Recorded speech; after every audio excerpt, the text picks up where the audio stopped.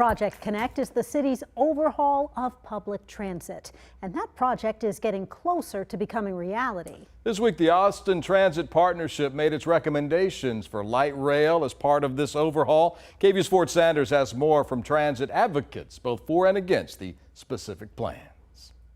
5 choices narrowed down to one recommendation. The Austin Transit Partnership is putting forth its pick for a light rail line to be voted on by the Cap Metro Board and Austin City Council. A few key characteristics we want to note here are really the connections to key destinations and to key opportunities that this phase provides. The route connects 38th Street down to South Congress and then splits to continue south or run east. And for now, it will mostly run at grade, aka on the street. Being on street allows this to be the most accessible system we can build and be accessible to as many people as possible, particularly disabled. It's a large departure from the proposals Austinites initially saw in 2021 after approving Project Connect. But even with the changes, transit riders like Nancy Crowther have been supportive of accessible options from the start. I have a disability where I cannot walk, and I have been using transit ever since it became accessible. However, transit expert and civil engineer Brian Gettinger says